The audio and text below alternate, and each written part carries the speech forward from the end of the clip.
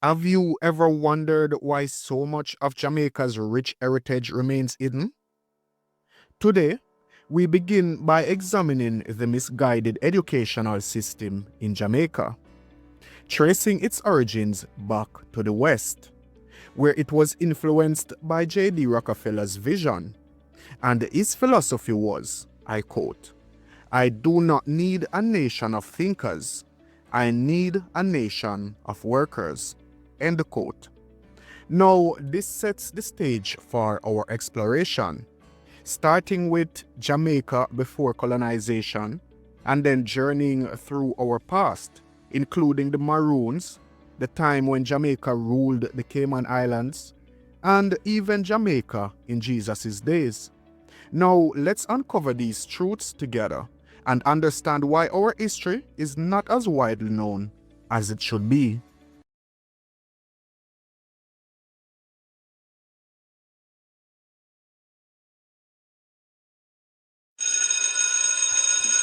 Conventional education stifles curiosity and promotes conformity. It originated from the Prussian model designed to create obedient workers. Industrialists like J.D. Rockefeller wielded significant influence and control over the system. Schools bear a striking resemblance to factories, prioritizing discipline over genuine learning. The existence of standard schools is a result of historical developments rather than inherent necessity. Forced repetition and punishment were employed to shape children's compliance. As J.D. Rockefeller puts it, and I quote, "I don't want a nation of thinkers. I want a nation of workers. Teach them everything about nothing." John D. Rockefeller was the inventor of the K-12 education system. And it's funny because for some reason, people will still defend their ignorance by telling you how qualified they are and the universities that they went to. But you go talk to kindergartners or first grade kids, and you will find a class full of science enthusiasts. They will ask deep questions. Questions like, what is a dream? Why do we have toes? Why is the moon round? What is the birthday of the world? Why is grass green? These are profound, important questions. But you go talk to 12th graders and there's none of that. Because they have become incurious. Something terrible has happened between kindergarten and 12th grade. The history of education in Jamaica is perhaps best understood in the context of the island's colonial past. The education system and its administration were fashioned after the British system, and many of the developments in history of the Jamaican education can be seen as responses to events such as abolition of slavery in 1834, the advent of suffrage in 1944, and the achievement of independence in 1962. Much of the recent history of education in Jamaica has been driven by the perceived need to develop homegrown responses to economic, social, and political pressures on the island and in the Caribbean region. Before the Act of Emancipation went into effect in 1834, there appears to have been little in the way of a formal education system for whites, and no system for educating indigenous people and slaves. White colonists who could afford it sent their sons back to the mother country for schooling, while others hired private tutors. Those who were less affluent sent their sons to one of the few free schools that were established through bequests from wealthy planters and merchants. The curriculum in the free schools was based on that offered by similar schools in Great Britain, and was intended to offer a classical education to young gentlemen so that they would be properly fitted to take their place in society. A few slave children received some schooling at plantation schools established by foreign missionaries, but their education dealt mostly with religion and the virtues of submission. There is little documented about the education of girls in the colony before 1770, when Ulmer's Free School initiated a modified curriculum for girls that was designed to prepare them for running a home or for employment as seamstresses and mantua makers. Once slavery was abolished in 1834, the British saw education as an important way to integrate ex-slaves into the colonial economy and to ensure a peaceful lower class. In the years following emancipation, missionary societies developed a system of elementary education for the newly freed slaves. This system was taken over by the colonial government beginning in the 1860s. Schooling emphasized the skills that would prepare children for eventual employment as estate workers. Elementary curriculum focused on reading, writing, and arithmetic, with some religious training and occasional geography and history instruction.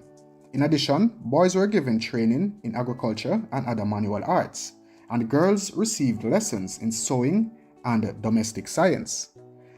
These separate tracks for boys and girls were formalized in the Lumb Report of 1898. The report emphasized the need for agricultural training in order to counteract trends seen as threatening to the colonial economy and society.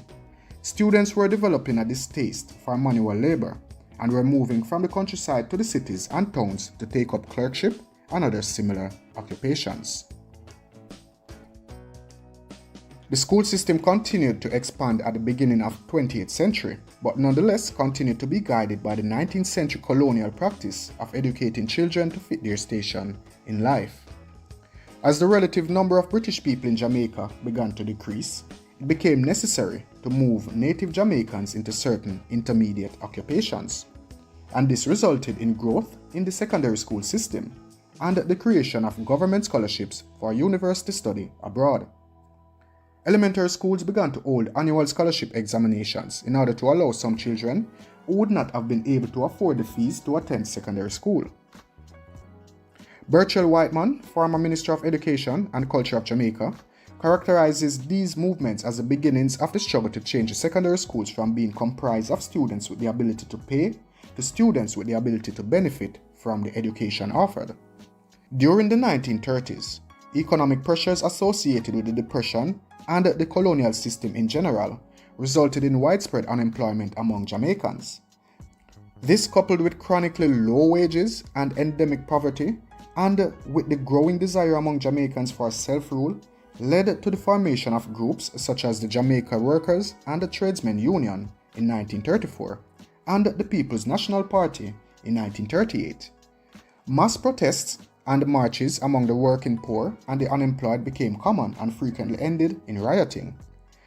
The British responded with the Ard-Brown Inquiry into the labour conditions in the colony, and the formation of the West India Royal Commission under Lord Moyne, which was charged with inquiring into the social, economic, and educational conditions underlying the unrest.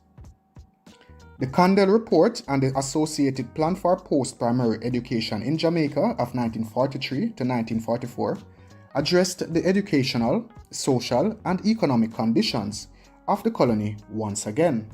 It focused on establishing a system of post-primary education so as to ameliorate the existing harsh, socially segregated education with its class and color configurations.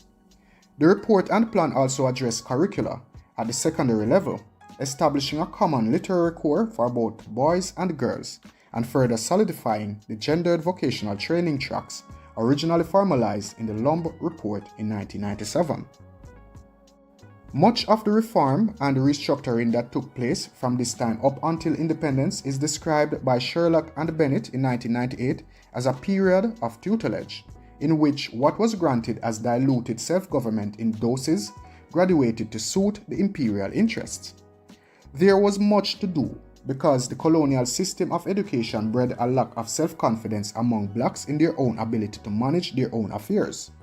As part of the general trend toward the self-sufficiency of the island and of the whole British Caribbean, the University of the West Indies, UWI, was founded in 1948 at Mona, Jamaica.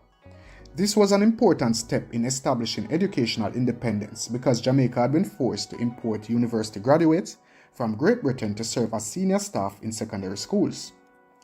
The birth of the Department of Education at UWI in 1952 was a major step toward a completely homegrown educational system. The processes leading toward self-rule and eventual independence for Jamaica were accelerated by the complex events and forces that arose during and after World War II. Sherlock and Bennett argued that the rejection of Nazi anti-Semitism and Aryan superiority led the British to see as untenable the concepts of empire and of the trusteeship of a superior race. The Jamaican Constitution was revised in 1944 to grant voting rights to all adults, and the British also started the process of ending colonial economic exploitation by setting up a colonial development fund. The Maroon report's conclusions with regard to education noted that a lack of central control over the primary schools resulted in inefficiency in administration. It also pointed out that there was a lack of correspondence between the school's curricula and the needs of those living in Jamaica. The report recommended, among other things, that the curriculum be modified to include courses in health and hygiene, that preschools be established even though many community-based preschools already existed, and the Reverend Ward recently had addressed the government on this matter, that schools be organized into levels: primary for 6 to 12-year-olds and junior for 12 to 15-year-olds, and that schools be brought up to modern standards with respect to buildings, sanitation, water purity, and school equipment. It is generally agreed that the Maroon report also contributed impetus toward the granting of universal adult suffrage and limited self-rule in the colony. Frederick T. Gates, a business advisor to J.D. Rockefeller, stated, and I quote, "We shall not try to make these people or any of their children into philosophers or men of learning or of science. We are not to raise up among them authors, orators, poets, or men of letters. We shall not search for great artists, painters, or musicians." End quotes. So guess what, people? It's time for a reality check. We need to start properly educating the coming generations. Because the more educated you become, the better choices you have. Period. I am certainly proof of that, and I speak from personal experience. The choices I made after school were the ones that opened up my world to more possibilities. Regardless of what happens with education in this country, the intelligent will continue to survive. So it is my belief that if we don't do something, the illiterate of the 21st century will not be those who cannot read and write, but rather those who cannot unlearn and relearn. So we need to reform our public school system, or try some homeschooling. We need to encourage the latest generation of Jamaica to put down the smartphones and pick up books. We need to turn this nation of workers back into a nation of thinkers before it's too late. Throughout history, colonial powers have strategically used migration to mask the true identities of indigenous populations, reshaping the cultural landscapes of colonized nations. In Jamaica's case, this manipulation began after the indigenous Taíno population faced near extinction due to the European conquests and diseases. To sustain their colonies and economy, the British imported enslaved people in massive numbers, which gradually redefined Jamaica's demographic structure. Later, after the abolition of slavery, indentured laborers from India and China were brought in, further altering the island's ethnic and cultural makeup. This method of importing new populations allowed colonizers to effectively erase traces of the original inhabitants, leading future generations to associate Jamaica primarily with African heritage, while the existence of its earliest people faded into obscurity. Such tactics were not unique to Jamaica. They became common practice in colonized regions around the world, where forced migrations and demographic shifts served to rewrite history, ultimately overshadowing the identities and contributions of the land's first people. They came in ships from foreign seas, promised wealth with empty pleas, took our lands and broke our trust, turned our paradise to dust. Taínos lived with peace and grace, now their history's been erased. Gold and greed, their destiny, left us with a shattered legacy. Colonized and tricked we stand, with a broken heart on stolen land. The conventional account Taínos as Jamaica's original inhabitants. For decades, we have been told that Jamaica's history began with the Taínos, who are believed to have arrived around 600 to 900 CE. And just for context, the Taínos and Arawaks are Amerindians because they are part of the broader group of indigenous people of the Americas. The term Amerindian generally refers to the native peoples of North, Central, and South America, including the Caribbean. The Taínos were a subgroup of the Arawaks, who were part of the larger American group. Said to be the descendants of the Osteanoids, the Taínos were skilled in farming, fishing, and village life. This view portrays them as the pinnacle of indigenous culture in Jamaica, abruptly interrupted by the arrival of Spanish settlers. Yet, as fascinating as the Taínos' history is, it's important to consider what might be missing. Were they really as primitive as history has made them out to be? Could there have been earlier interactions, even influences, that helped shape their way of life? Modern archaeology and history hint that Jamaica's early societies were layered, with each wave of inhabitants adding complexity to the island's development. Before the Taínos, we find references to other groups, like the Casimiride, Archaic, and Saladide, who inhabited various Caribbean islands. But what's less discussed are the aspects of their lives that suggest a sophisticated level of technology and a knowledge exchange. Could these early Jamaicans have been part of a wider network of communication and trade? The history of Jamaica's indigenous people, particularly the Taínos, spans centuries before Christopher Columbus's arrival in 1494. Understanding the depth of their civilization and the likelihood of their early achievements requires exploring their roots, especially as they share ancestry with other advanced Amazonian tribes known for creating significant settlements. When Columbus arrived, he saw only remnants of this once thriving society, likely weakened after centuries of existence on the island. The Taíno arrival and development in Jamaica. The Taínos are thought to have arrived in Jamaica between 600 to 900 CE, migrating from the Orinoco River region near the Amazon basin in present-day Venezuela. This region was home to complex Amazonian cultures that built large, organized settlements with sophisticated infrastructure. These Amazonian tribes demonstrated a capacity for city building, and the Taínos, being part of this broader cultural heritage, would likely have brought with them a similar potential for building permanent, larger communities. Upon settling in Jamaica, the Taínos developed societies centered around agriculture, fishing, and trade.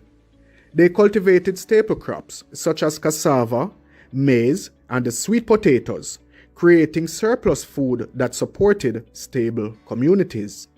Given their Amazonian roots and access to fertile land, it's reasonable to think that the Taínos would have established organized villages and possibly even large settlements, similar to what their Amazonian relatives achieved on the mainland.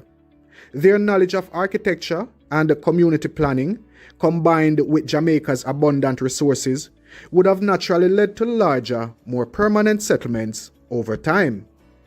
Possible encounters with foreign cultures. Between 1000 and 1300 CE, Jamaica likely encountered traders or travelers from other regions, potentially from the Maya civilization or other groups from Central America. Historical accounts and archaeological evidence hint at the presence of Maya traders in the Caribbean, who traveled in large canoes, engaging in trade networks that spanned hundreds of miles. Taíno oral histories speaks of visitors arriving in great canoes, suggesting they may have interacted with external groups long before Columbus, and we'll get further into that in the video. Encounters with these foreign groups would have exposed the Taínos to new cultural practices, resources, and possibly even diseases. Such interactions, though beneficial in terms of trade, might have also introduced illnesses to which the Taínos had no immunity. Over time, these encounters could have contributed to a gradual population decline, leaving them in a weakened state by the time of Christopher Columbus' arrival. This would explain Columbus's observations of the Taínos as gentle and weak, suggesting that they may not have been at the peak of their strength. And just to put that into context, let's take a look at specific instances where indigenous Caribbean groups, upon encountering European settlers, suffered catastrophic declines due to introduced diseases. For instance, the Carib tribes of St. Vincent and Lesser Antilles faced significant population losses in the early 16th century after contact with the Spanish. Diseases such as smallpox and measles spread rapidly due to the lack of immunity among the Caribs, with the first outbreaks recorded around 1530s. Similarly, in present-day Puerto Rico, the Arawak people were severely impacted by smallpox following Spanish arrival in 1508, leading to a rapid population decline and the near extinction of the Arawaks by the 1530s. Further south in the Yucatan region, Maya populations saw devastating impacts from yellow fever and influenza, exacerbated by Spanish settlement beginning in 1502. By the 1520s, yellow fever and smallpox had drastically weakened Maya communities, leaving them vulnerable to Spanish domination. These cases across the Caribbean and surrounding regions demonstrate the tragic consequences of disease transmission following European contact, highlighting how the Taínos of Jamaica, like other Caribbean tribes, likely faced similar fates through their encounters with the Spanish in the early 15th or 16th century. This historical pattern underscores that the diseases introduced by Europeans, smallpox, yellow fever, influenza, and others, were as potent as any weapon, decimating indigenous populations and facilitating European conquest across the Caribbean. Columbus's arrival in 1494 and observations. When Columbus arrived in Jamaica in 1494, he recorded his impressions of the Taíno people, describing them as vulnerable and lacking in substantial defenses. However, given their estimated over 800 years on the island, it seems improbable that they would not have developed larger, more permanent settlements over this extended period. Columbus's account suggests that he saw only a fraction of what the Taíno civilization once was, likely due to a gradual decline in population and resources over centuries. Taíno infrastructure. Based on the achievements of their Amazonian ancestors, who constructed vast communities and sustainable systems of agriculture, it's logical to think that the Taínos in Jamaica also built more sophisticated, enduring settlements early in their history.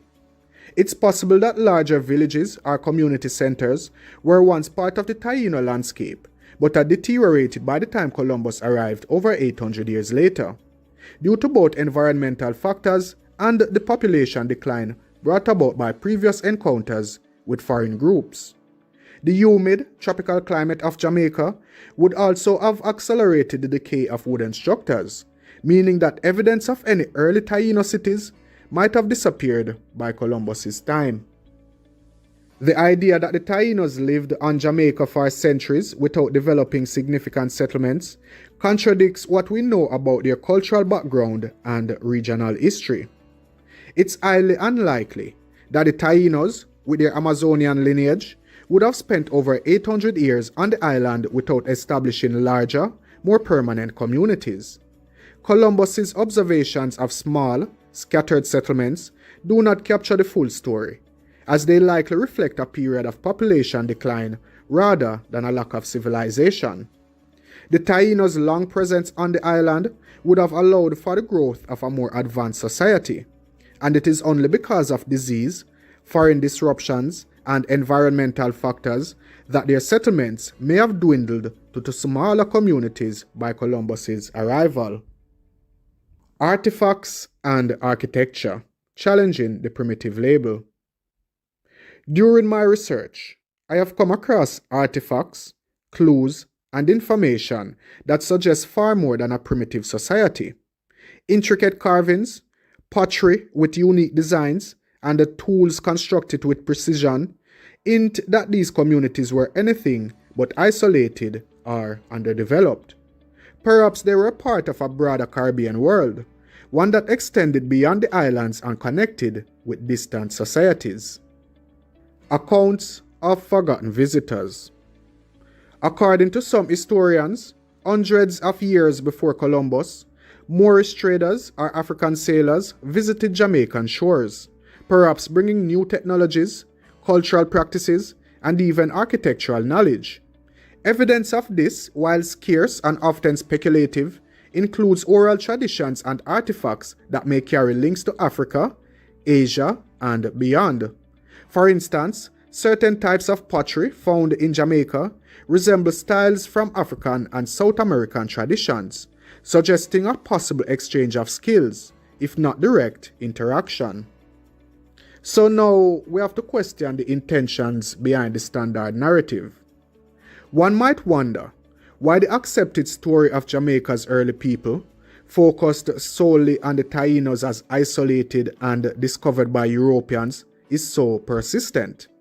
The answer may lie in the long-standing colonial framework that informs much of our history. By depicting indigenous people as less advanced and in need of European intervention, colonizers could justify slavery, land grabs, and forced labor.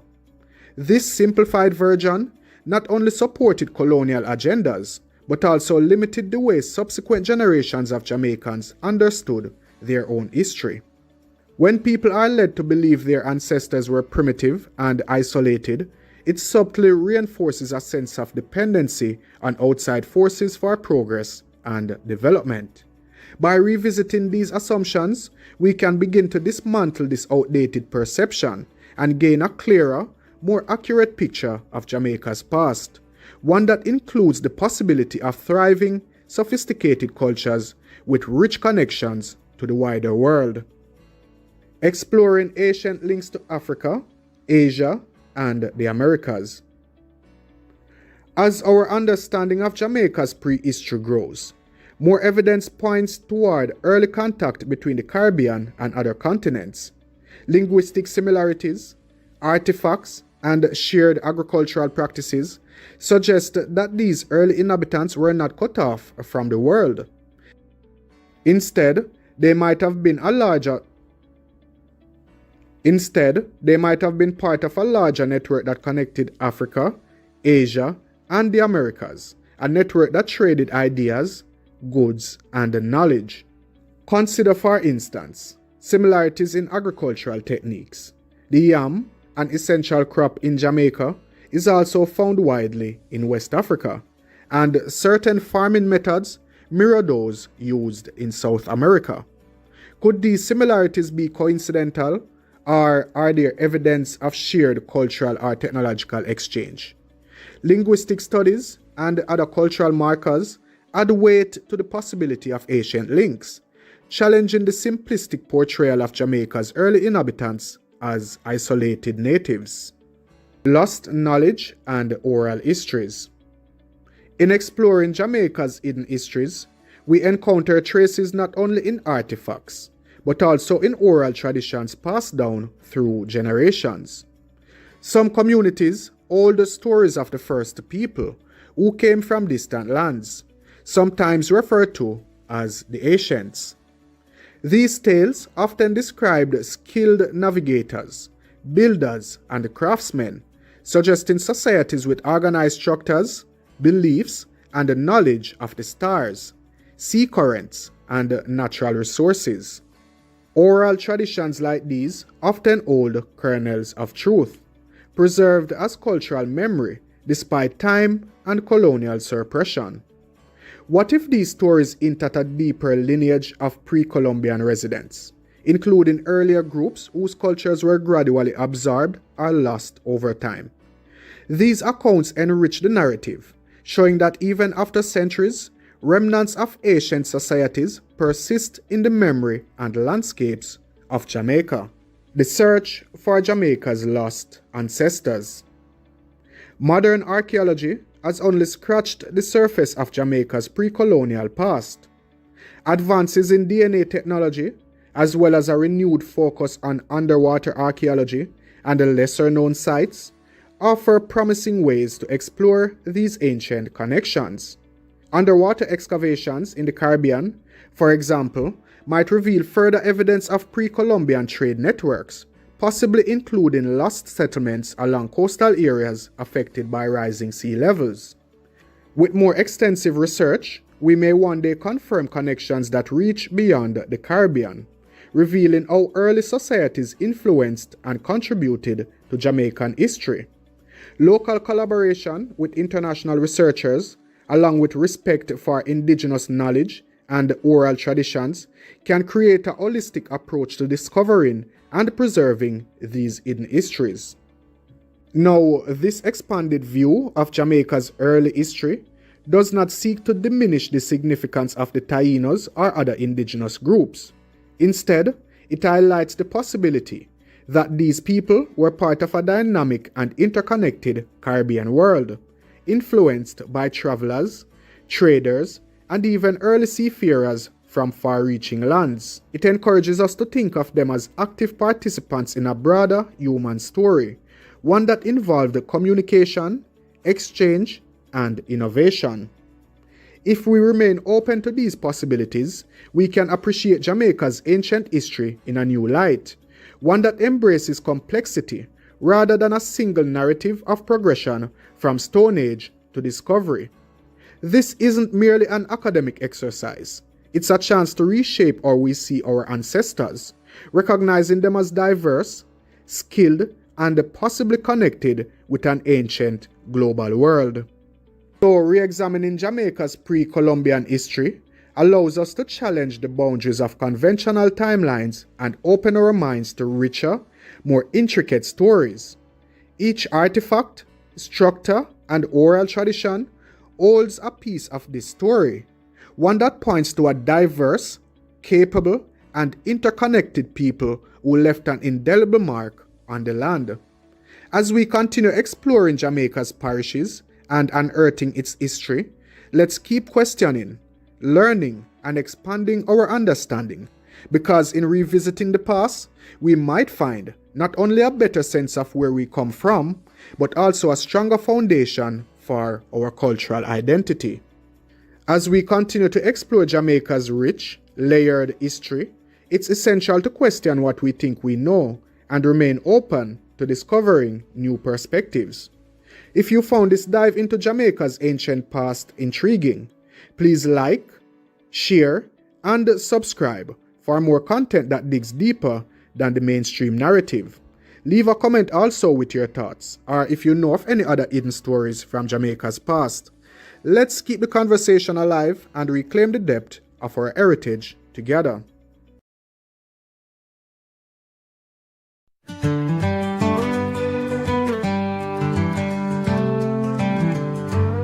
On the southern seas, tales are spun of islands kissed by the golden sun. Elite Jamaica's voice narrates. Alex, let's revisit those olden days. Jamaica, with pride and might, watched over the Caymans day and night. In unity they held their reign, where Caribbean winds softened any pain. But when Jamaica ruled the Cayman Islands, hearts were light with tropical smiles. Only Jamaica stories told so fine. Alex takes us back in sweet rewind. Did you know that the Cayman Islands, now a prosperous British overseas territory, was once under the jurisdiction of Jamaica's Westmoreland Parish? And did you know that the Cayman Islands used the Jamaican currency before establishing their own? This lesser-known chapter of Caribbean history highlights how the Cayman Islands, now a global financial hub, were once intricately linked to Jamaica's colonial governance.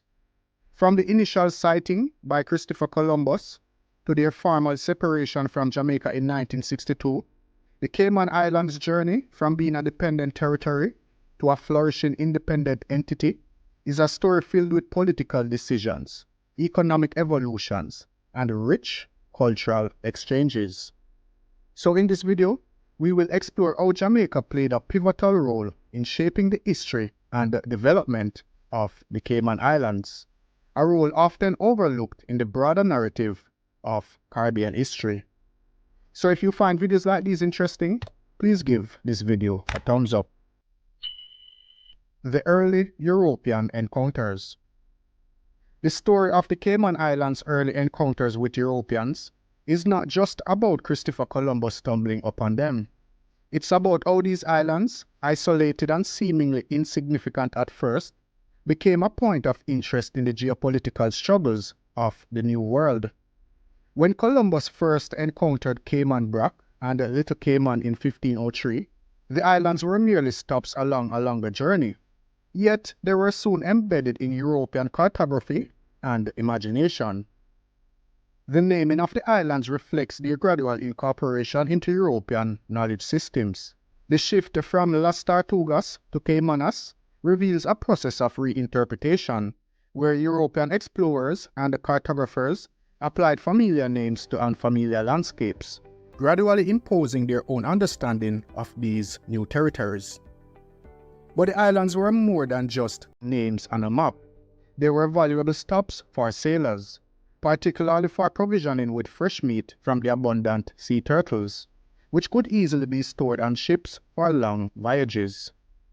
This seemingly minor detail highlights the importance of the Cayman Islands in the larger context of marine exploration and survival in the Caribbean. The sea turtles were so abundant that they became a significant factor in the early interactions between the islands and the European visitors, setting the stage for future settlement and exploitation. Furthermore, the Cayman Islands' strategic location between the northern and southern Caribbean made them a critical point for ships navigating the treacherous waters. Pirates and privateers who roamed the Caribbean during the 16th and 17th centuries recognized the island's value not just for their resources, but also as a place to hide, repair ships, and launch attacks on Spanish treasure fleets. This early history of piracy and exploitation would shape the Cayman Islands' development as European powers began to see their potential, not just as isolated specks of land, but as strategic assets in the larger imperial rivalry in the Caribbean. The first settlements and British control. The establishment of the first settlements on the Cayman Islands in the 1660s marked the beginning of a more permanent European presence. These early settlers, primarily British, were often former indentured servants or small landholders from Jamaica, looking for new opportunities. The island's isolation and the lack of large-scale agricultural potential meant that the population remained small, but the settlers were resourceful, relying on fishing, turtling, and subsistence farming to survive. The early settlers' experiences reflected the harsh realities of colonial life in the Caribbean, where survival often depended on adaptability and resilience. British control over the Cayman Islands was solidified through treaties and colonial administration.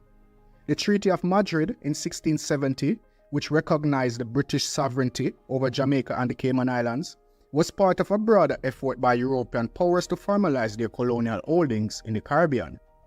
This treaty marked a turning point as it established the legal framework for the British governance in the region and set the stage for the Cayman's future as a British territory.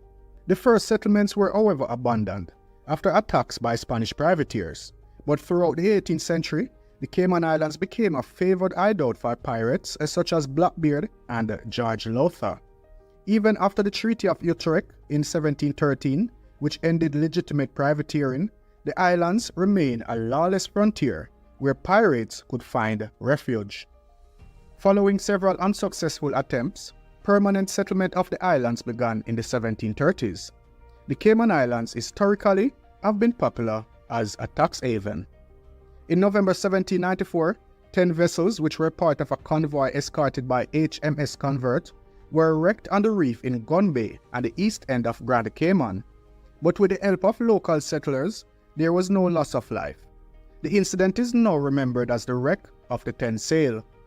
Legend has it that there was a member of the royal family on board, and that in gratitude for their bravery, King George III decreed that Caymanians should never be conscripted for war service, and the Parliament legislated that they should never be taxed. However, no real evidence has been found for this. So if nobody know anything about this, please let me know in the comment section down below, alright?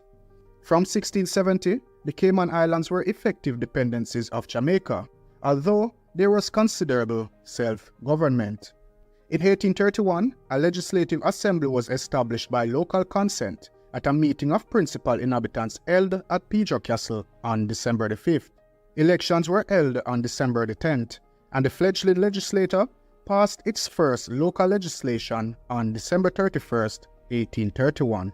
Subsequently, the government of Jamaica ratified a legislature consisting of 8 magistrates appointed by the governor of Jamaica, and 10, later increased to 27, elected representatives. In 1835, Governor Sligo arrived in Cayman from Jamaica to declare all slaves free in accordance with the Emancipation Act of 1833. The Cayman Islands were officially declared and administered as a dependency of Jamaica from 1863, but were rather like a parish of Jamaica, with the nominated justices of the peace and elected vestrymen in their legislature. From 1750 to 1898, the chief magistrate was the administrating official for the dependency, appointed by the Jamaican governor. In 1898, the governor of Jamaica began appointing a commissioner for the islands. The first commissioner was Frederick Sanguinetti. In 1959, upon the formation of the Federation of the West Indies, the dependency status with regards to Jamaica ceased officially, although the governor of Jamaica remained the governor of the Cayman Islands and had reserved powers over the islands. Starting in 1959, the chief official overseeing the day-to-day affairs of the islands for the governor was the administrator. The role of Jamaica in Cayman's development. The relationship between Jamaica and the Cayman Islands was complex and multifaceted, shaped by both economic necessity and political expediency.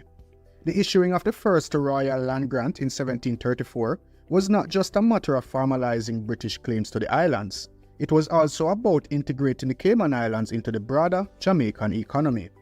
The land grants encouraged the establishment of plantations, although the island's rocky soil and the lack of fresh water limited large-scale agriculture.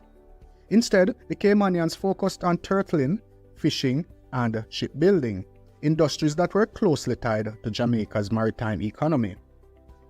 The reliance on slave labor in the Cayman Islands mirrored the broader Caribbean system, where enslaved Africans were brought to work on plantations and in other industries. However, the smaller scale of slavery in the Caymans compared to the vast sugar plantations of Jamaica meant that the islands developed a somewhat different social structure. The enslaved population in the Cayman Islands often worked alongside their owners in small family-run operations, leading to a more fluid, less rigidly stratified society. This, however, did not diminish the brutal realities of slavery, which were present in the Cayman Islands as anywhere else in the Caribbean. The governance of the Cayman Islands as a dependency of Jamaica was a practical arrangement, reflecting the realities of British colonial administration. The distance from Britain and the relatively small population of the islands meant that it was more efficient to administer them through Jamaica. The establishment of a legislative assembly in 1831 was a significant step towards local self-governance, although ultimate authority still rested with the governor of Jamaica. This arrangement allowed the Cayman Islands to develop a distinct local identity, while remaining under the protective umbrella of the British Empire. Before Cayman had their own currency. Before introducing their own currency in 1972, the Cayman Islands relied on the Jamaican dollar as their official currency. This was during the period when Cayman Islands were a dependency of Jamaica, continuing even after Jamaica gained independence in 1962. However, as the Cayman Islands opted to remain a British overseas territory, they eventually established the Cayman Islands dollars (KYD) to solidify their economic independence. the path to separation and independence. The 20th century brought significant changes to the relationship between Jamaica and the Cayman Islands. The economic growth experienced by the Cayman Islands, driven in part by their emerging role as an offshore financial center, created new opportunities and challenges. The decision to remain a British overseas territory after Jamaica's independence in 1962 was influenced by several factors, including concerns about political stability and economic viability. The Caymanians' choice to maintain their ties with Britain reflected a pragmatic approach to governance, prioritizing stability and economic growth over the uncertainties of independence. The 1959 formation of the West Indies Federation, of which Jamaica was a leading member, offered a potential framework for regional cooperation and greater autonomy for the Cayman Islands. However, the Federation's collapse in 1962, following Jamaica's withdrawal, underscored the challenges of regional integration in the Caribbean. The Cayman Islands' decision to remain under the British control rather than join Jamaica in independence was driven by a desire to chart their own course, one that would lead them to become one of the most prosperous territories in the Caribbean. The Cayman Islands today, a legacy of Jamaican influence. The legacy of Jamaican influence on the Cayman Islands is evident in many aspects of Caymanian society, from the legal system to cultural traditions.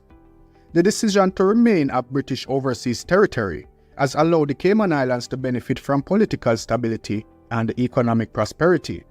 But the ties to Jamaica have not been severed.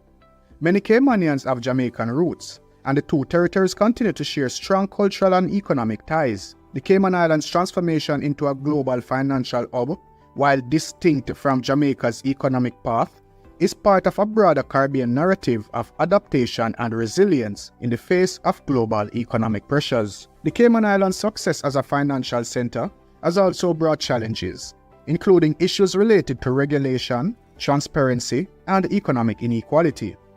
These challenges are part of the broader legacy of colonialism and the ongoing relationship between the Cayman Islands, Jamaica, and Britain.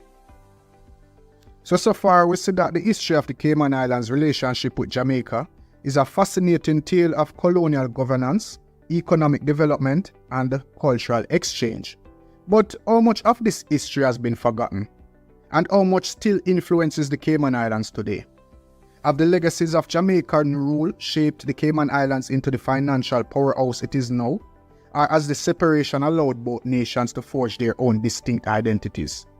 Feel free to leave your feedback in the comment section down below. But as we reflect on this shared history, consider the impact of colonial decisions on the modern Caribbean. What if the Cayman Islands had chosen to follow Jamaica into independence? Lord God, would like to see that. Would they still have become a financial hub, or would their trajectory have been different? This story is a reminder that the histories of Caribbean nations are deeply intertwined, and understanding one often requires exploring the others. The legacy of Jamaica's rule over the Cayman Islands is a unique chapter in this shared history, one that continues to influence both nations today. So if you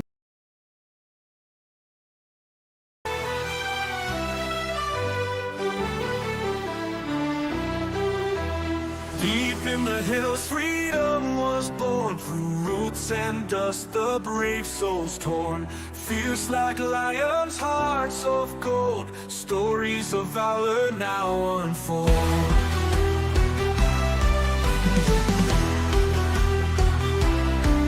Drums echo tales of ancient might. Warriors hidden out of sight. Resilient spirits never tamed. In history's book, their names engraved. Rise up, Maroon, so bold. Defenders of the mountain stronghold. Legends whispered in the breeze. Your courage set our spirits free. The history of the Maroons is shrouded in layers of myth and misunderstanding, often misrepresented in the annals of Jamaican history. So in this video, we will delve deep into the enigmatic world of the Maroons, uncovering their origins, the true meaning of the term Maroon, and whether a hidden connection exists between them and the ancient Moors. But are the Maroons the heroes that history has painted them to be? Or were they traitors? Join us on this journey as we peel back the layers and reveal the true story of the Maroons, a tale of resistance, survival, and identity that has echoed through generations. If you find videos like these informative or interesting, then you can give this video a thumbs up.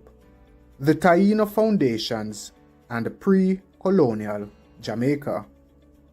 Now, a viewer using the handle Psalm 51 asked these questions, and I think this section will satisfy your curiosity.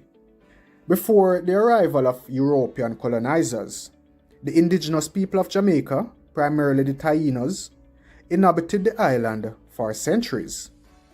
Known for their peaceful nature, advanced farming techniques, and knowledge of fishing and hunting, the Taínos were the first inhabitants of what we now call Jamaica, because the term Jamaican didn't exist back then.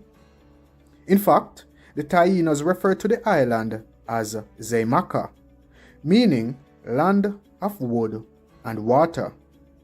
It wasn't until after the English colonized the island in 1655 and renamed it Jamaica that people born on the island started being called Jamaicans. So while the Taínos were the original people of this land, they weren't referred to as Jamaicans because the word simply didn't exist in that time. Before them were earlier groups, such as the Austanide people, who predated the Taínos by hundreds of years, leaving behind evidence of their advanced pottery and tools. The Taíno culture laid the groundwork for much of Jamaica's identity, but this legacy was brutally disrupted by the violent wave of European conquest. What many may not know is that long before colonization, merchants from Africa, Spain, and other regions regularly came to Jamaica and exploited the Taíno people through trade. The indigenous population was forced into unfavorable bargains, exchanging precious resources for items of lesser value. Sometimes they were even taken captive. This early exploitation mirrors the colonial era, where exploitation of resources and people would become even more brutal. When the Spanish arrived in the early 15th century, they brought not only violence and disease, but also the forced displacement of the Taínos. Their arrival led to a catastrophic decline in the Taíno population due to enslavement, diseases, and harsh working conditions. Despite this devastation, however, remnants of Taíno culture persisted, intermingling with the growing number of Africans brought to the island through the transatlantic slave trade. A common misconception is that Maroons descended solely from these African slaves, ignoring the significant influence of Taíno heritage on the formation of these communities. And this is just one of the many myths about the Maroons that need to be dispelled. Nanny's lineage, a new chapter in the hills. One prominent figure in Jamaican history and the narrative of the Maroons is Nanny, often referred to as Nanny of the Maroons. Contrary to the myth that she was brought to Jamaica as a slave, Nanny's origins tell a different story. Her father was an African prince who came to Jamaica as a merchant, but was betrayed by his trading partners and subsequently enslaved. After managing to escape captivity, he, along with some of his men, sought refuge in the hills of Jamaica among the indigenous people. It was in these hills that he had 7 children, including Nanny. Her brothers, Kojo, Akompong, Johnny, Kwao, and Kofi, plus another brother which I'm not getting enough information about to put in this video, were the key figures in the Maroon resistance, which raises the question of how she could have brothers in Jamaica if she herself had been enslaved. And just to debunk it even further, if, for example, say her entire family were brought to Jamaica as slaves, they would have been displaced, separated, or sold to different slave owners.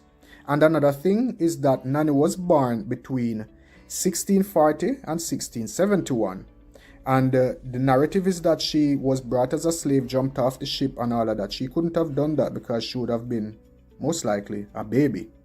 And this highlights the importance of understanding her true origins, as she was born into a lineage of escape and resistance. The strength of Nanny and her family's legacy stems not from slavery, but from their direct defiance of it. They were a people who actively resisted exploitation from the start, living alongside Jamaica's indigenous population. And on screen is a thumbnail of a video that I did recently.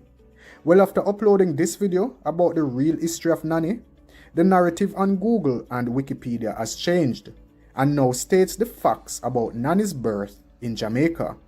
You can check that out for more info. Now, let's take a look at the origin of the word Maroon. The term Maroon, commonly associated with being abandoned or isolated without resources, entered the English language in the 1590s. It originated from the French adjective maron, which meant wild or fugitive. Though it shares the same spelling, the meaning of maroon as a reddish-brown color did not emerge until the late 1700s, possibly influenced by the identity of Maroon communities.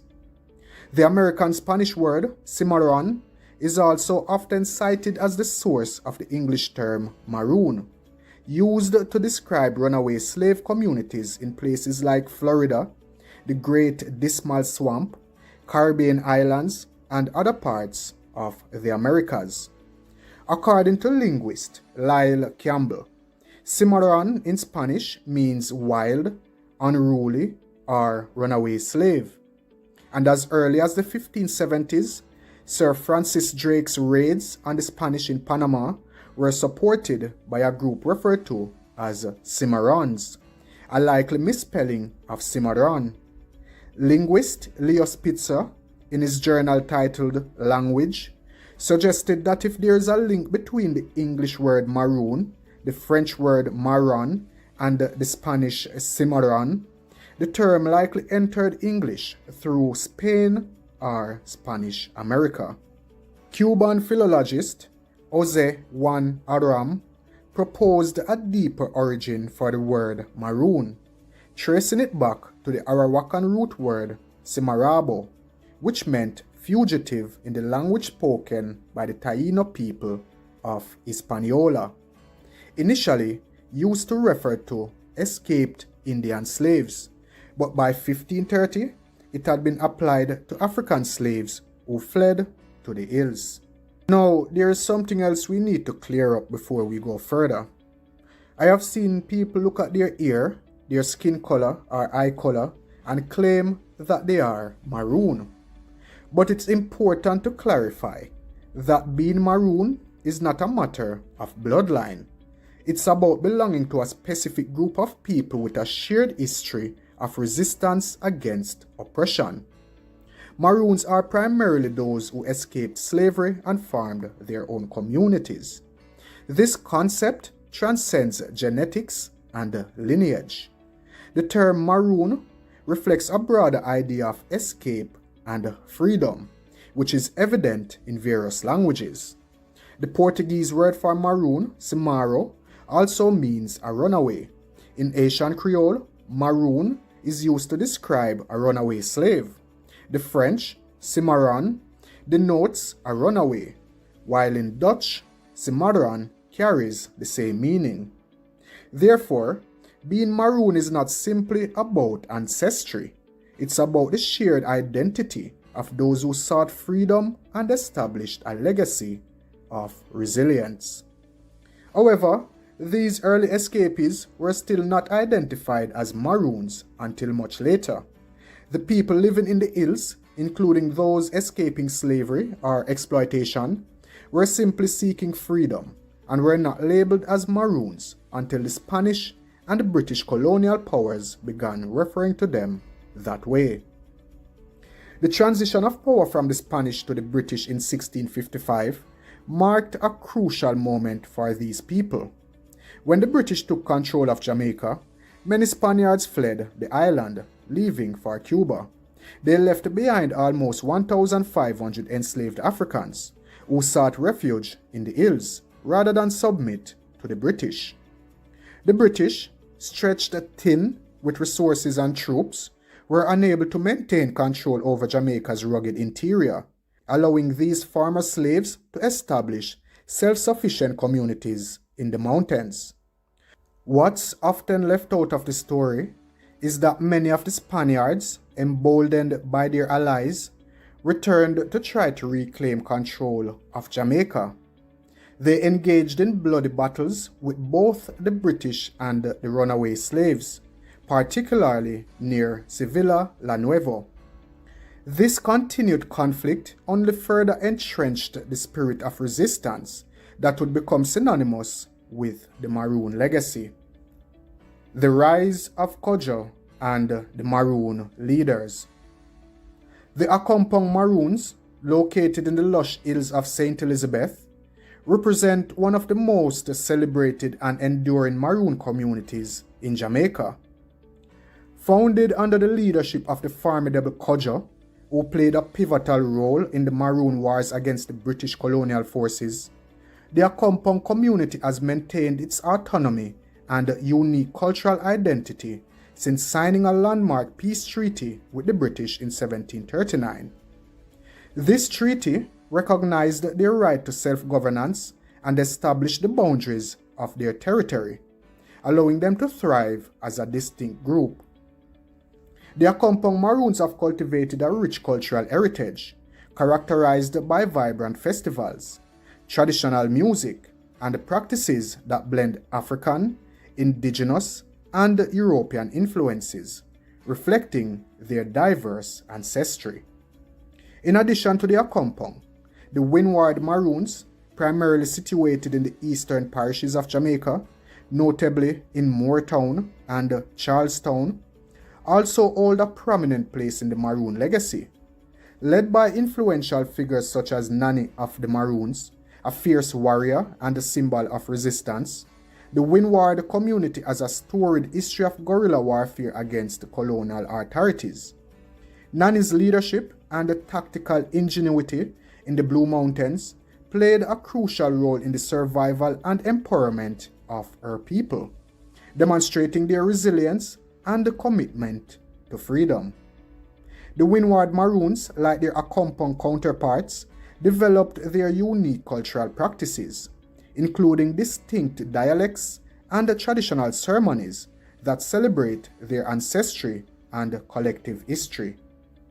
Other Maroon groups, such as the Trelawny Maroons, have also contributed to the rich tapestry of Jamaican Maroon culture. Nestled in the hills of Trelawny, this group is known for its historical alliances with the Accompong Maroons and its involvement in the Maroon Wars. The Trelawny Maroons, like their fellow communities, have preserved their unique customs, from traditional agriculture to spiritual practices rooted in African heritage. Together, these Maroon groups not only represent a powerful legacy of resistance against colonial oppression, but also embody the enduring spirit of independence and self-determination. Their ability to adapt and thrive in the face of adversity has forged a strong sense of identity that continues to be celebrated in contemporary Jamaican culture. The Accompong, Windward, and Trelawny Maroons, along with other Maroon communities across the Caribbean, stand as living testimonies to the fight for freedom and the preservation of cultural heritage, enriching Jamaica's national narrative and inspiring future generations. In 1690, the Maroon story reached a pivotal moment when a group of slaves in Clarendon rebelled against their masters and escaped to the hills. Kojo, along with his brothers Akompong and Johnny, as well as Captains Kwao and Coffee, united various factions of escaped slaves to form what would become known as the Western Maroons.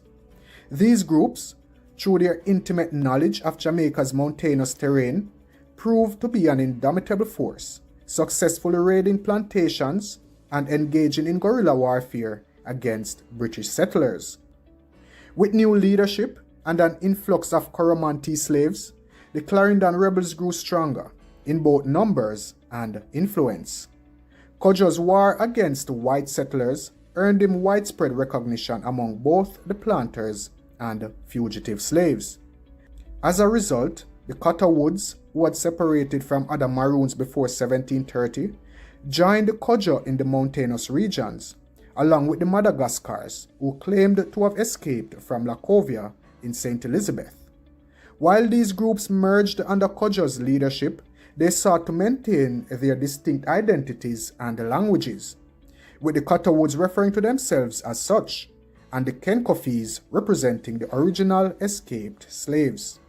Over time, the Madagascars lost their native language and adopted the Coromantee language spoken by other Maroons.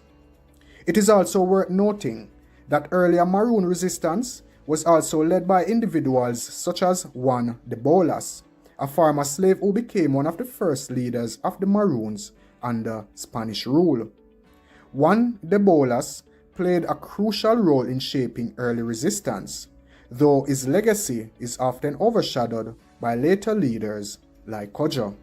There was considerable variety among Maroon communities in the Americas due to the differences in geography, history, and cultural influence of African and indigenous peoples. Maroon groups often developed distinct identities and languages, sometimes creating Creole languages by blending European, African, and indigenous tongues, such as the Saramacan language in Suriname. These independent Maroon communities managed to survive for centuries, particularly in places like Guyana and Suriname, though urbanization has led many Maroons to relocate to towns and cities in recent years. The formation of Maroon communities in the Americas date back to as early as 1512, when African slaves escaped from Spanish captors, either by joining indigenous peoples or living independently. The first major slave rebellion occurred on the sugar plantations of Diego Columbus in the Dominican Republic in December 1522, after which the first Maroon communities began to take shape. One of the most prominent early Maroon leaders was Sebastian Lemba, an African-born man who led a 15-year revolt against the Spanish in the 1530s, alongside others such as Juan Vaquero and Diego del Campo. These Maroons controlled much of the island of Hispaniola by the 1540s, regularly attacking Spanish settlements and liberating enslaved Africans. Back in Jamaica, Maroon communities formed as early as 1655, and by the 18th century, settlements like Nannytown were fighting for recognition and independence. Similarly, in other parts of the Caribbean and South America, Maroons faced frequent attacks by colonial powers, but continued to resist, ultimately securing treaties in places like Jamaica and Suriname that granted them a degree of autonomy long before slavery was officially abolished. For instance, in 1739 and 1740, Jamaican Maroons signed treaties with the British authorities, securing land and agreeing to capture other runaway slaves in exchange for peace. In Suriname, Maroon groups challenged the Dutch colonists, forcing them to sign peace treaties by the mid-18th century. These Maroon communities remained a symbol of resistance and survival in the face of colonial oppression. Dispelling the myth, the Maroons and the Moors. One of the more persistent misconceptions about the Maroons is the belief that they are linked to the Moors of North Africa. The Moors were a powerful group known for their influence in Spain and Portugal during the Middle Ages. Their story is entirely separate from that of the Maroons. So who really were the Moors? The Moors were a diverse group of Muslim people of North African and Iberian descent who played a significant role in European history, particularly during the Middle Ages. Originating from regions like modern-day Morocco, Algeria, and Tunisia, the Moors were primarily Berber and Arab tribes. They are best known for their conquest of the Iberian Peninsula in the 8th century, establishing a period of Islamic rule that lasted nearly 8 centuries. This era, marked by cultural flourishing and intellectual advancement, saw the blending of Islamic, Christian, and Jewish influences in art, architecture, science, and philosophy. The Moors made significant contributions to European culture, particularly in mathematics, astronomy, and medicine, while promoting advancements such as the introduction of the new agricultural practices and crops. In the year 711, troops mostly farmed by Moors from northern Africa led the Umayyad conquest of Hispania. The Iberian Peninsula then came to be known in classical Arabic as Al-Andalus, which at its peak included most of Septimania and modern-day Spain and Portugal. In the year 827, the Aghlabid Moors occupied Mazara on Sicily, developing it as a port. Guys, I know I butcher some of them already still, but yeah, y'all can do the research. Despite their eventual expulsion from Spain and Portugal during the Reconquista in the late 15th century, the legacy of the Moors continues to influence contemporary culture and architecture in the region, as well as in the broader historical narrative of Europe and North Africa. In contrast, the Maroons were primarily descendants of African slaves and indigenous people from groups such as the Ashanti, Coromantee, and the Taíno people of Jamaica. The Moors and the Maroons represent two distinct historical narratives that unfolded in different contexts and time periods, making any connection between them highly improbable. The Moors, who emerged in the 8th century, established their influence in the Iberian Peninsula during the Middle Ages, specifically from the year 711 to the late 15th century. Their cultural and political legacy was shaped by the dynamics of Islamic rule in Europe, characterized by significant achievements in various fields. In contrast, the Maroons are descendants of enslaved people who escaped bondage in Jamaica, primarily during the 16th and 17th century, as a direct response to the brutalities of colonial slavery. This significant time gap and the differing geographic and cultural backgrounds of the Moors and Maroons underscore that they were entirely separate groups. The Maroons' identity was forged from the struggles of enslaved people, while the Moors were rooted in a complex interaction of Berber and Arab cultures. Consequently, any notion of a connection between the two is not only historically unfounded, but also overlooks the unique and rich legacies each group has contributed to history. The legacy of the Maroons. The Maroons' story is often romanticized, but it's essential to see it through a critical lens. While leaders like Nani and Kodjo certainly fought for the autonomy of their people, the reality is more complex. After signing treaties with the British in the 18th century, many Maroons agreed to capture and return runaway slaves to the colonial authorities. One group of Maroons, led by Kodjo, signed a treaty in 1739, which granted them semi-autonomy, but came with the condition that they would help suppress future slave rebellions. Their role as slave catchers earned them a measure of independence, but at what cost? It's important to recognize the nuance in this history. While they achieve a certain level of freedom for themselves, they betrayed countless others in the process. Now, the question is, does that treaty make the Maroons sovereign in Jamaica? The treaty signed by the Maroons in Jamaica raises complex questions about their sovereignty. While the agreement granted them autonomy in their own territories and recognized their rights to self-governance, it did not confer full sovereignty in the conventional sense. The British colonial authorities retained ultimate control over the island, which meant that the Maroons were still subject to Jamaican laws and oversight. However, the treaty allowed the Maroons to establish their own governance structures, manage their communities, and preserve their cultural identity, thereby creating a unique form of semi-autonomy within the framework of British rule. This arrangement highlighted the Maroons' resilience and resistance against colonial oppression, allowing them to carve out a space of relative independence in a colonial context, but it fell short of a full sovereign status. Today, Maroon communities in Jamaica, such as those in Accompong and Moortown, continue to celebrate their unique heritage. However, their story should not be viewed as one of unblemished heroism. Instead, it serves as a reminder of the complexities of resistance, survival, and compromise.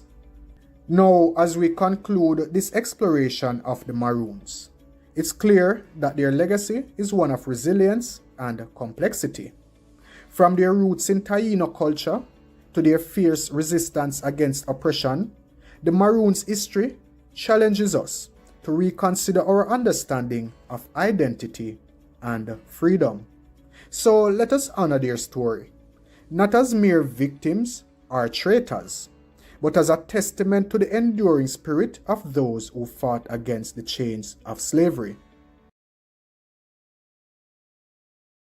Did you know that when Jesus Christ was walking the earth, the Redware and Osteanide people were already thriving in Jamaica? Yes, they were, and I will present the evidence. The information in this video will be broken down into bite-sized pieces so everyone can enjoy. So while the world was witnessing significant historical events, such as Jesus healing the sick,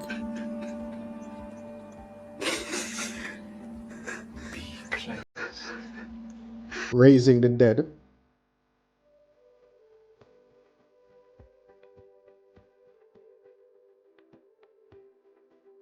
and walking on water, the island of Jamaica was already shaping its own unique history, deeply rooted in geological wonders and diverse human cultures.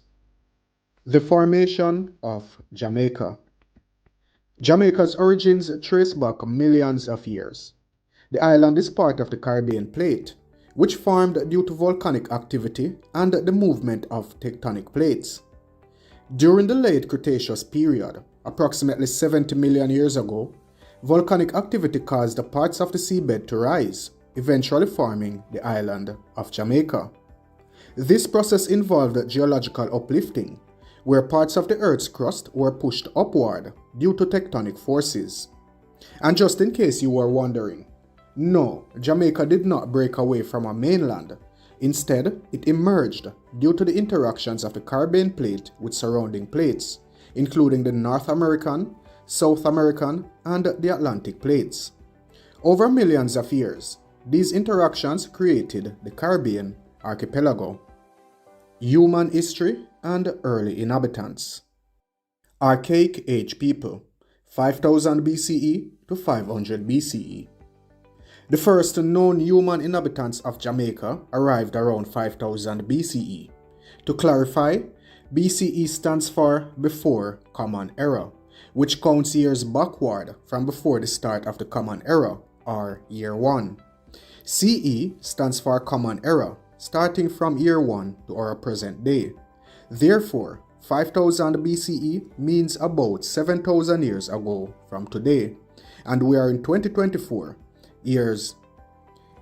And we are 2024 years from year 1, R1 CE, which would actually be in 2024 CE. Let me know if you understand. These early settlers are referred to as Archaic Age peoples, or pre-Arawakan, and were primarily hunter-gatherers. They likely came from Central or South America, traveling by sea. Evidence of their presence includes simple stone tools and shell middens. Shell middens are piles of shellfish remains, which were found at various archaeological sites. The Redware and Osteanide cultures. Between 500 BCE and 800 CE, Jamaica was inhabited by the Redware and Osteanide cultures, which are part of the broader Taíno cultural sphere. These groups brought more advanced agricultural practices, pottery, and a complex societal structure to Jamaica. Their settlements were characterized by distinctive ceramic styles and organized village layouts. The Redware culture is noted for its unique pottery, while the Osteanide culture, which later evolved into the Taíno, established more sophisticated communities. The Taíno culture, 800 CE to 1500 CE. By around 800 CE, the Taíno culture had developed from the earlier Redware and Osteanide influences. The Taíno were the primary inhabitants of Jamaica when Christopher Columbus arrived in 1494. They had established organized chiefdoms, practiced advanced agriculture, and had a rich cultural and religious life centered around their belief in zemis, which were spiritual beings or deities. The Taíno built large villages, grew crops like cassava and maize or corn, and were skilled in fishing and hunting. Transition to Jesus' era and Christopher Columbus's arrival. During the peak of the Redware culture, from around 4 BCE to 36 CE, Jesus of Nazareth was walking the earth and on water, spreading his teachings and impacting civilizations across the globe. Meanwhile, in Jamaica, the Taíno were flourishing, unaware of the distant events shaping the world.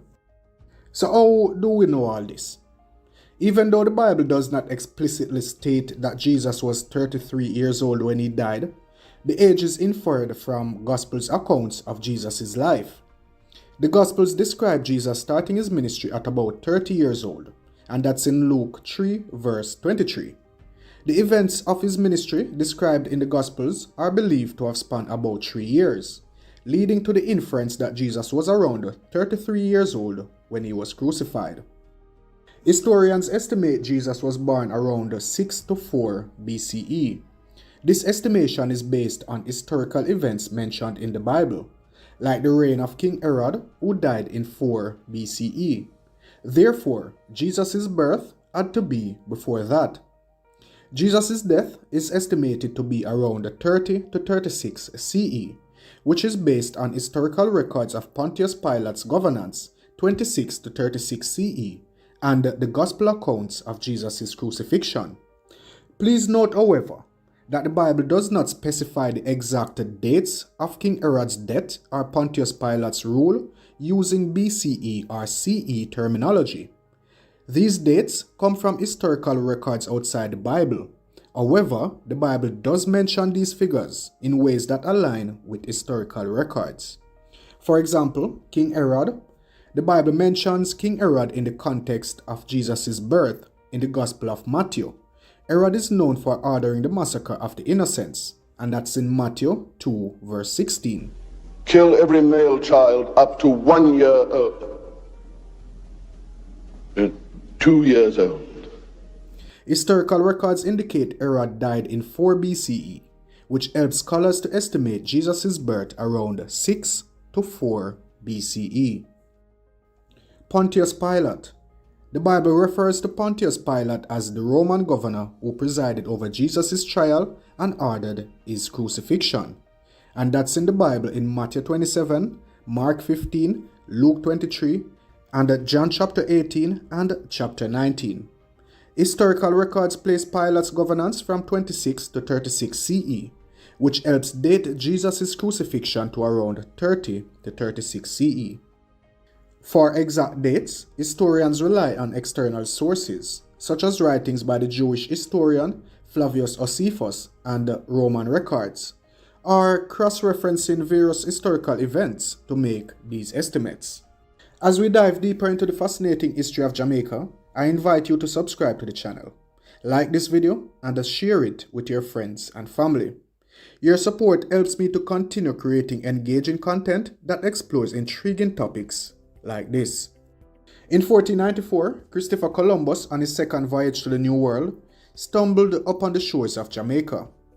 Whether intentional or by accident, this encounter marked the beginning of European influence on the island's history. Jamaica's development and modernization. Following Columbus's arrival, Jamaica's history took a new trajectory. European colonization, the slave trade, and the merging of cultures shaped the island's identity. The development of plantations, the introduction of new crops, and the establishment of towns marked the transition to a more modern era. As we wrap up this journey through Jamaica's rich history and the era of Jesus' time, we learn that the main groups known to have inhabited Jamaica before European contact are the Archaic Age people and the Taíno, which includes their earlier phases like the Redware and the Osteanite cultures. We also learn that the Taínos were already in Jamaica when Jesus walked the earth. And we also learn that Christopher Columbus is somebody describe him for me. However, the history of Jamaica is still being studied, and new discoveries could potentially reveal more about its early inhabitants. Now, while my personal beliefs may lean towards skepticism when it comes to religion, as a historian, I recognize the invaluable insights that old texts and ancient records provides for us. They are the keys to unlocking the secrets of our past and understanding the journey that has led us to where we are today. So whether you find inspiration in faith or in the meticulous research of historical documents, let's continue to explore, learn, and appreciate the rich tapestry of human history together. The current design of our beautiful island of Jamaica is a uniquely shaped and artistically bordered vision. Prior to the parishes being formed, there were literally only two named ranches. Those were owned by the Spaniards called Yalas and Maroon. They were the largest ranches on the island and were therefore used as border markers. Take a walk with me on this journey as we discover how the boundaries resulted in the creation of the parishes we know today in our beloved Jamaica. This is how Jamaica was divided.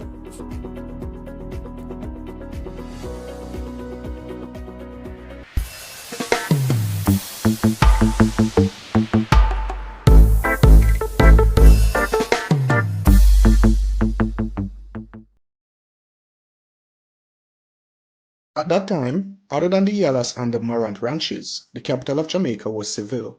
With other ranches being developed over the years, there came a need for markers to differentiate the regions and the ranches of the now Spaniard-led Jamaican population.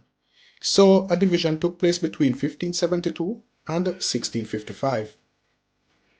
The ranches identified on the map from this division were Northside, Bluefields, Withywood, Guanaboa, Spanish Town, Ligani, Yalas, and Morant.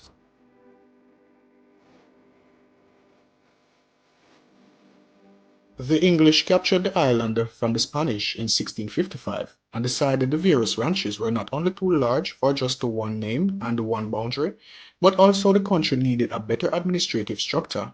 This gave birth to the first 7 named parishes: Clarendon, St. John's, St. Andrew, St. Catherine, Port Royal, St. David, and St. Thomas. As you may have noticed with the names, all these parishes were named after wealthy and distinguished people in the English regime. With the growth of the trade industry, more parishes were added later. These parishes were created quickly and even had 2 unnamed parishes until later years. By 1675, Jamaica boasted a total of 14 parishes. They are as follows in order from west to east. First, an unnamed parish. Then St. James, St. Anne, St. Mary, St. George, St. Thomas, St. Elizabeth, another unnamed parish, Clarendon, St. John, St. Catherine, St. Andrew, Port Royal, and St. David. By 1692, other boundaries were created, resulting in 2 additional parishes, with a total at this point of 16 parishes. They were St. Dorothy and Vere. Kingston was then added in 1703, making it a total of 17 parishes. In 1722, the new governor of Jamaica, the Duke of Portland, created the parish of Portland from St. George and St. Thomas. He also separated one unnamed parish into 2 parishes and called them Hanover and Westmoreland.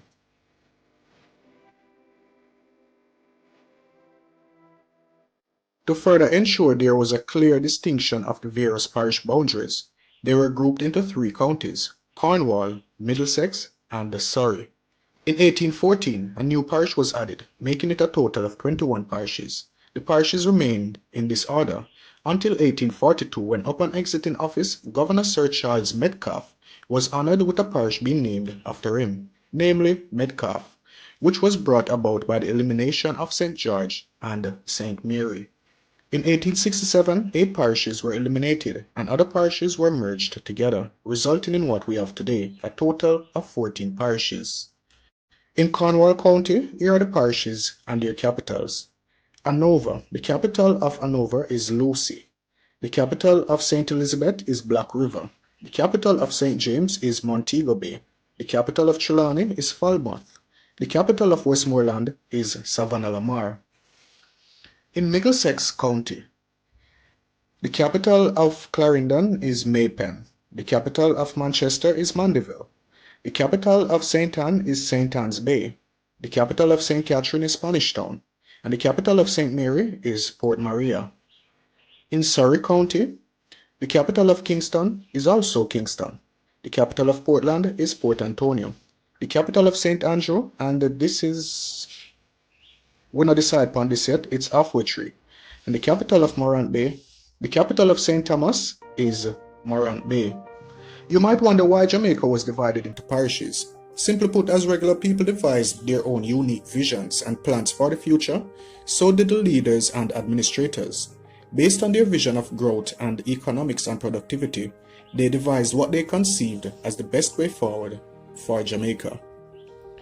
Did you find this video interesting or informative? Please let me know in the comment section down below, and if you want to see more videos like these, also let me know in the comment section down below. Until then, thank you for watching. Y'all have a blessed day.